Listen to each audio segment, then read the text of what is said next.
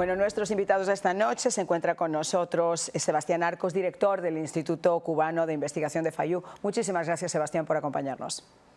Gracias. Y está también con nosotros Gladys Carredeaguas, abogada de inmigración. Muchísimas gracias también por acompañarnos, Gladys. Muchas gracias, Miriam. A ver, vamos a comenzar, si te parece, contigo, Gladys, porque realmente esto es de sacar palco.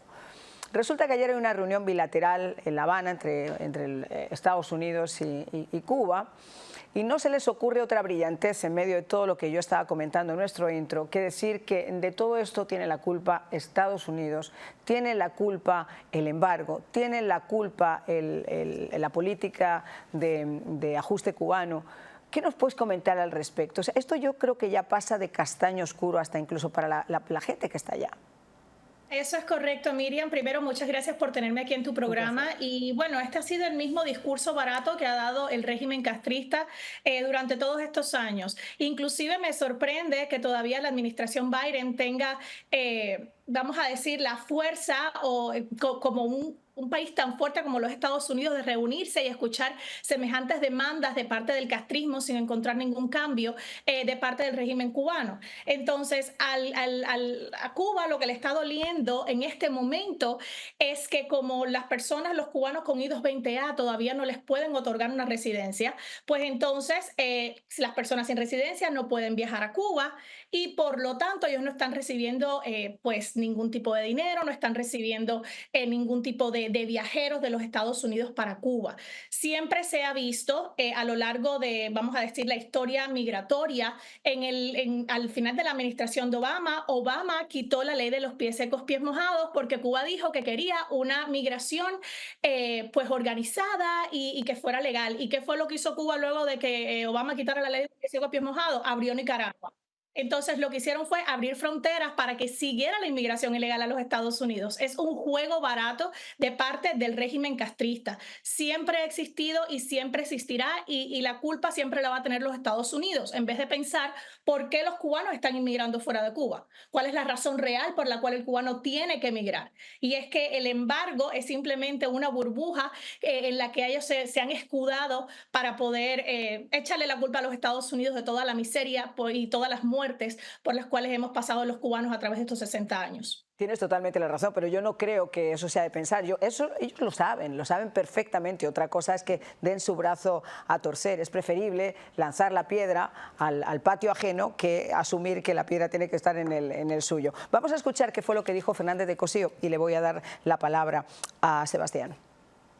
Intercambio, comentarios, dificultades también. Cuba insistió en algo que ha venido planteando durante varios años, en la necesidad de que se reanude plenamente la prestación de servicios en la embajada, en el consulado que está en La Habana, para quienes solicitan visas de no inmigrante, o sea, visas de visitante a los Estados Unidos, que si bien se reanudó parcialmente en el mes de agosto para determinadas categorías, aún no es pleno como era en el pasado, y nosotros hemos argumentado que esto es un factor que estimula que muchas personas quieran emigrar para obtener la residencia y poder viajar entre los dos países, algo que no sería necesario si existieran visas múltiples y si se procesara desde La Habana a los migrantes que van de visita, como era en el pasado.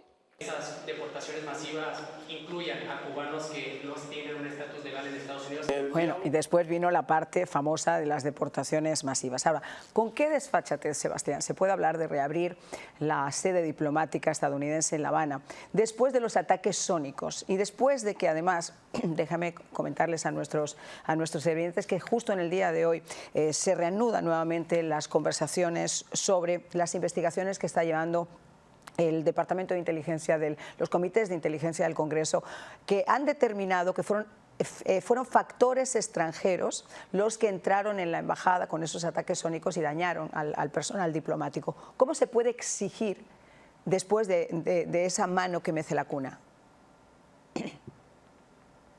Muchas gracias, María, por la invitación. Esto es tradicional del régimen cubano, este tipo de estrategia de negar lo que es obvio e innegable y justificar todo lo demás. Y se hablaba anteriormente de la excusa del embargo, Y el embargo es una excusa, y si no existiera el embargo, ellos inventaban otra excusa porque necesitan de una excusa para justificar el desastre. De otra manera, tendrían que recoger e irse. Ahora, este tema de los ataques sónicos es un tema fundamental, porque en primer lugar es una violación flagrante de las reglas internacionales de la diplomacia, donde los diplomáticos extranjeros tienen que ser protegidos por el Estado donde se encuentran en ese momento. Y Cuba, por supuesto, no protegió a los diplomáticos norteamericanos y canadienses, por cierto, que fueron afectados por los ataques sónicos. La historia de que era un grillo o de que eran condiciones ambientales o situaciones preexistentes por parte de los enfermos es absurdo, y ahora en Estados Unidos hay un gran debate entre los políticos y sectores de inteligencia sobre si se manipuló o no por parte de la inteligencia norteamericana los resultados de esa investigación.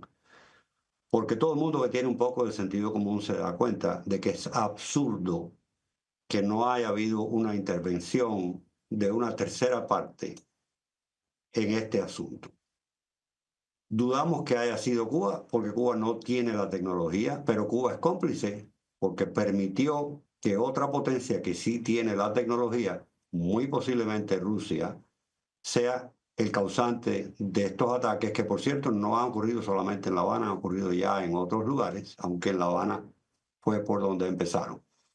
Entonces es posible que haya una conspiración por parte de ciertos actores en esta administración Biden para evitar una confrontación más abierta con Rusia, porque obviamente Rusia es la responsable. Hay montones de indicaciones que indican, que señalan a Rusia como la responsable, y por supuesto los cubanos también son corresponsables, son cómplices y tienen que pagar las consecuencias.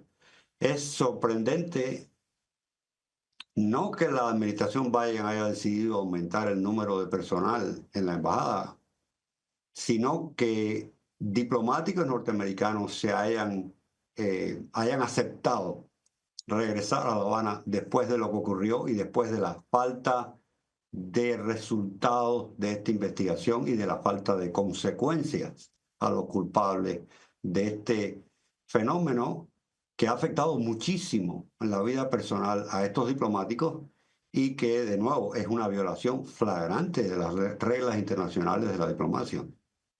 Sebastián, y además, mira, yo decía lo de la mano que mece la cuna porque obviamente coincido, después de haber hablado con muchos expertos y analistas en este tiempo, desde los ataques sónicos, en que Cuba no tiene quizá esa tecnología por sí mismo, pero no cabe la menor duda que Cuba ha sido cómplice de esos gobiernos, posiblemente el gobierno ruso, como muy bien estás indicando, que ha atentado también en otros lugares de Europa, sobre todo con diplomáticos también extranjeros, que ha podido ser cómplice precisamente de una situación como esta. Ahora, volvemos otra vez al tema de la desfachatez, de la hipocresía, porque a mí esto realmente es alucinante que todavía haya gente en el mundo, honestamente, que piense que esta sigue siendo la isla donde es la primera potencia en la medicina, donde los médicos son tan altruistas, que hacen misiones gratuitas y que van simplemente porque son buena gente, como si fuera la Madre Teresa de Calcuta, y no se dan cuenta que eso es un negocio de batas blancas, es una esclavitud del siglo XXI. Y no se dan cuenta tampoco que esta isla, que está tratando de apostar todo por el turismo, no lo ha hecho nunca ni lo va a hacer nunca hasta que no desaparezcan por su propia gente. De eso vamos a hablar justo después de la pausa. Su opinión cuenta, llámenos al 786-254-5052.